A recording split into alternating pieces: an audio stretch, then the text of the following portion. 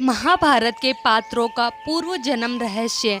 हमने महाभारत के समस्त चरित्रों के पूर्व जन्म और इस जन्म में पिछले जन्म के कर्मों के फल को बताने का प्रयास किया। जैसा कि हम जानते हैं, हिंदू लोग कर्मों में विश्वास रखते हैं। हिंदू लोगों की मान्यताओं के अनुसार हमारे कर्म ही हमारे आने वाले जीवन की योजना बनाते हैं। उनके अनुसार हमारे आज का जीवन हमारे पिछले जन्म के कर्मों से जुड़ा रहता है। कहते हैं अच्छे कर्म और अच्छे काम से ही हमें अच्छा भविष्य और अच्छा जीवन मिल सकता है। कुछ लोग कर्मों को पुनर्जन्म से भी जोड़ते हैं। हमारे आज का नाता हमारे पिछले जन्म के कर्मों से जुड़ा हुआ होता है। इसी तरह के माध्यम से हम महाभारत के हर किरदार के साथ जो कुछ भी घटित हुआ वो उनके पिछले जन्म का फल ही था। उनके पिछले जन्म के कर्म की वजह से उन सभी को ये सब झेलना पड़ा। आइए हम महाभारत के कुछ ऐसे ही किरदारों के बारे में बताते हैं जो अपने पिछले जन्म के कर्मों के कारण महाभारत का हिस्सा बने। भीष्म। महाभारत में भीष्म एक मुख्य किरदार थे। इसमें भीष्म के बारे में बताया है। भीष्म का जन्म पहले वसुस के रूप में हुआ था। वे एक बार अपनी पत्नी प्रभासा के साथ गुरु वशिष्ठ के आश्रम गए। वहाँ उनकी पत्नी की नज़र एक सुंदर सी गाय पर पड़ी जिसे पाने की वो जिद करने लगी। वसुस ने उन्हें बहुत समझाया कि ये किसी और की है, मगर वे ना मानी। सो वसुस ने वो गाय उन्हें दे दी। ये गाय गुरु वशिष्ठ की। जब उन्हें इस बात का पता चला तो उन्होंने वसुस को श्राप दे दिया कि अगले जन्म में वे इंसान के रूप में जन्म लेंगे जो अनंत काल तक जीवित रहेगा। इसके बाद भीष्म का जन्म गंगा और शांतनु के 8वें पुत्र देवव्रता के रूप में हुआ। बाद में उनका नाम भीष्म पड़ा। भीष्म के पिता शांतनु वो जल्दी दूसरी स्त्री पर मोहित हो जाया करते थे। एक बार वे राजा चेदी जो कि मछली पकड़ने वाले थे, उनकी बेटी सत्यवती के रूप से मोहित हो गए और उनके पिता से विवाह का आग्रह किया। राजा ने ये शर्त रखी कि सत्यवती का पुत्र ही हस्तिनापुर का राजा बनेगा, तभी वे अपनी बेटी की शादी उससे करेंगे। इतना ही नहीं, उन्होंने ये भी बोला कि आगे भी उनकी बेटी का वंश ही राजगद्दी संभालेगा। शांतनु ने यह शर्त मान ली, लेकिन इसका भुगतान भीष्म को उठाना पड़ा। भीष्म ने अपने पिता की प्रतिज्ञा को पूरी करने के लिए अपने छोटे भाई विचित्रवीर्य को राजा बना दिया और भविष्य में राजगद्दी को लेकर लड़ाई न हो, जिसके लिए उन्होंने आजीवन विवाह न करने का निर्णय लिया। यही वजह है कि भीष्म ने कभी विवाह नहीं किया। धृतराष्ट्र। इसमें धृतराष्ट्र के कर्मों के बारे में बताया है। पिछले जन्म में ये एक निरंकुश शासक थे जो बहुत अत्याचारी था। एक बार वे एक झील के किनारे घूमने निकले, जहां उन्होंने एक सुंदर हंस को देखा जो बहुत सारे लगभग 100 छोटे छोटे हंसों से घिरा हुआ था। उनको उस हंस की आंख बहुत भा गई जिसे वो अपने महल में सजाना चाहते थे। सो उन्होंने अपनी सेना को आदेश दिया कि उस हंस की आंख निकाल ले और बाकी छोटे हंसों को मार डाले। इस वजह से ही धृतराष्ट्र अंधे पैदा हुए और उनके 100 पुत्र मार दिए गए। द्रौपदी। इसमें द्रौपदी के कर्मों के पिछले जन्म के कर्म और उनके फल के बारे में बताया है। द्रौपदी पिछले जन्म में गुरु मौदगल्य की पत्नी थी, जिसका नाम इंद्रसेना था। कम उम्र में ही उनके पति का निधन हो गया और अपनी इच्छा पूर्ति के लिए इंद्रसेना ने शिव की कड़ी तपस्या की। शिव ने उनकी तपस्या से प्रसन्न होकर वरदान देना चाहा। शिव की खूबसूरती से वे मोहित हो गई और इसी बीच उन्होंने 5 बार कह दिया कि उन्हें पति चाहिए, पति चाहिए। शिव ने उन्हें यह वरदान दे दिया, मगर यह भी कहा कि उन्हें एक ही जन्म में यह वरदान प्राप्त होगा। इस तरह द्रौपदी को 5 पति मिले। शिशुपाल। इसमें शिशुपाल के कर्मों के फल के बारे में बताया है। शिशुपाल का जन्म पहले रावण और हिरण्यकश्यप के रूप में हुआ था। दरअसल वे विष्णु के सेवक थे, जिन्हें श्राप मिला था कि वे 4 बार जन्म लेंगे और हर बार विष्णु के हाथ मारे जाएंगे। कर्ण। कर्ण के बारे में बताया है। कर्ण महाभारत में बहुत ही मुख्य किरदार थे। इसमें कर्ण के बारे में बताया गया है। कर्ण अपने पिछले जन्म में एक असुर राजा दंभोदर था।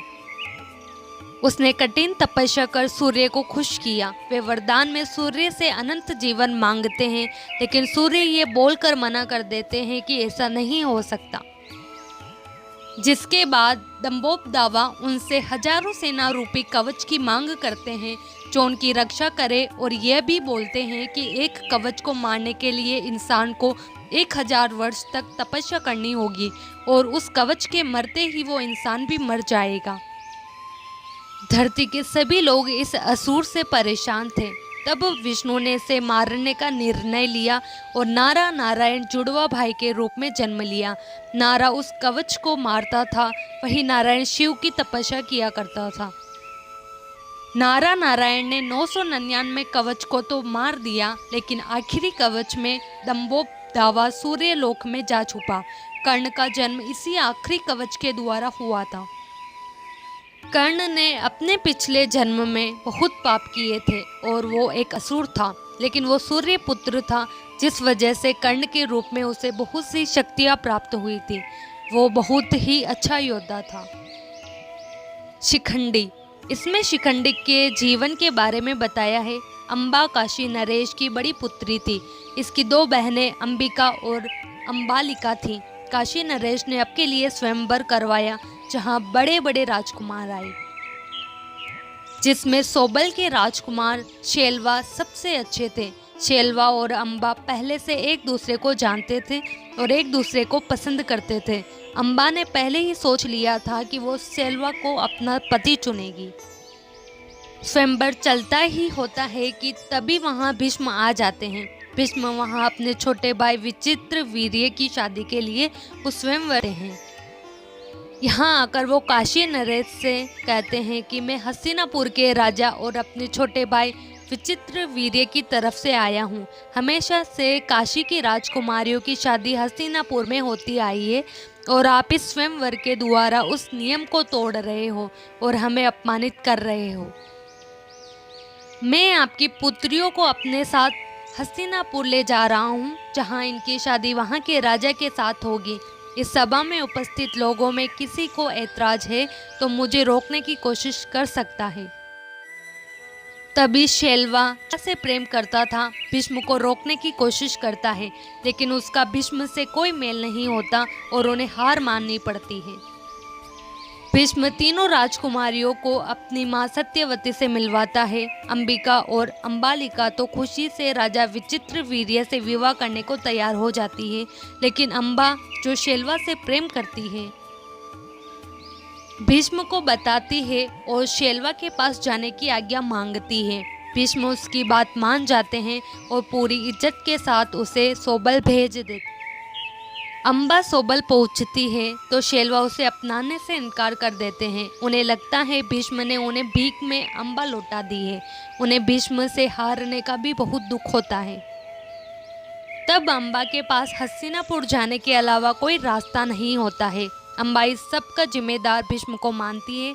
उन्हें लगता है अगर भीष्म स्वयंवर में नहीं आते तो ऐसा नहीं होता। अपने पिता के पास बिना शादी के नहीं जाना चाहती थी, क्योंकि वे जानती थी इससे उनके पिता की बदनामी होगी। तब अम्बा भीष्म के पास जाकर उनसे विवाह करने का आग्रह करती है, लेकिन भीष्म भी धर्म संकट में होते हैं, क्योंकि उन्हें जीवन विवाह न करने की प्रतिज्ञा ली हुई थी। तो वे अम्बा से विवाह करने को मना कर देते हैं। तब अम्बा अपने नाना होत्रवाहना के पास जाती है, जो उन्हें परशुराम की आराधना करने को कहते हैं। परशुराम भीष्म के गुरु होते हैं, जिनकी बात भीष्म कभी मना नहीं करते। परशुराम अम्बा की बात सुनते और उन्हें आश्वासन देते हैं कि भीष्म से विवाह वो जरूर करवाएंगे। परशुराम भीष्म को सलाह देते हैं, लेकिन भीष्म नहीं मानते। तब वे उन्हें ऐसा करने की आज्ञा देते हैं। भीष्म इस आज्ञा को भी अस्वीकारते हैं। तब परशुराम और भीष्म के बीच युद्ध होते, जो कई दिन चलता है। इस युद्ध का कोई परिणाम नहीं निकलता है। तब सभी देवी देवता इसे रोकने को बोलते हैं। अम्बा अब अपनी देव सुब्र को पुकारती है, जो उन्हें कमल के फूलों की माला देते हैं, जो कभी नहीं सूखती है, और ये भी कहते हैं कि जो इस माला को पहन लेगा वही भीष्म का दुश्मन होगा और उसी के हाथों भीष्म का वध होगा। अम्बा बहुत सी जगह जाती है, मगर कोई भी ऐसा नहीं मिलता जो इस माला को दे सके। तब अम्बा थक हार कर वो माला पंचाल की राजा द्रौपद के दरवाजे पर रख देती है। इसके बाद अम्बा शिव की तपस्या कर भीष्म का वध करने का वरदान मांगती है। शिव तो देते हैं लेकिन बोलते हैं कि ये इस जन्म में नहीं हो सकता, उन्हें अगला जन्म लेना होगा। तब अम्बा अपने आप को खुद मार देती है। इसके बाद अम्बा का जन्म द्रौपद की बेटी शिखंडी के रूप में होता है। शिखंडी के जन्म के बाद राजा द्रौपद को देवगण बोलते हैं कि शिखंडी को एक बेटी की तरह नहीं बल्कि एक बेटी की तरह बड़ा करना। जिसके बाद द्रौपद शिखंडी को एक राजकुमार की तरह सभी प्रकार की शिक्षा देते हैं। एक दिन शिखंडी खेलते खेलते अपने महल के दरवाजे तक पहुंच जाता है, जहां वो उस कमल के फूल की माला को देखता है जो अम्बा ने वहां रखी थी। वो माला वैसी ही थी जैसी अम्बा ने रखी थी, उसका एक भी फूल सूखा नहीं था। तब शिखंडी उस माला को पहन लेती है और जैसा कि कहा गया था कि जो इस माला को ग्रहण करेगा वो भीष्म की मौत का कारण होगा। महाभारत युद्ध के दौरान शिखंडी ही भीष्म की मौत का कारण होती है। शिखंडी स्त्री के रूप में पुरुष था। उसका बाहरी शरीर स्त्री जैसा लेकिन आंतरिक मन सोच पुरुष जैसी थी। जब शिखंडी की शादी एक स्त्री से हुई तो शादी के बाद उसे ज्ञात हुआ कि ये पुरुष के रूप में स्त्री है। इसे धोखा समझकर वो स्त्री अपने पिता के घर चली गई और उसके पिता शिखंडी के पूरे परिवार को तहस नहस कर देने की धमकी देते हैं।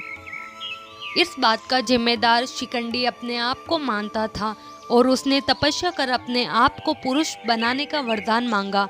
शिव ने शिखंडी को इस वरदान से परिपूर्ण किया। युद्ध में किसी औरत का जाना युद्ध के नियम के खिलाफ माना जाता था, लेकिन शिखंडी स्त्री रूप में पुरुष था, जिस वजह से अर्जुन शिखंडी को कुरुक्षेत्र में ले जा सके। जब भीष्म उसे देखते हैं तो तुरंत जान जाते हैं कि ये अम्बा है और अपना धनुष नीचे कर देते हैं, क्योंकि किसी स्त्री के साथ युद्ध करना भी नियम के खिलाफ होता है। जिसके बाद अर्जुन उन पर प्रहार कर देता है। इस तरह शिखंडी जो अम्बा का रूप थी भीष्म की मौत की वजह बनी। शिखंडी की मौत अश्वत्थामा के हाथों हुई थी। महाभारत युद्ध की समाप्ति के बाद पांडव अपनी जीत के बाद अपने महल में सो रहे होते हैं। तभी अश्वत्थामा पांडव को मारने के लिए के कक्ष में ना जाके दूसरे में चला जाता है, जहां शिखंडी, धृष्टाद्युम्न और द्रौपदी के बेटे सो रहे होते हैं। अश्वत्थामा उन्हें पांडव समझकर मार डालता है।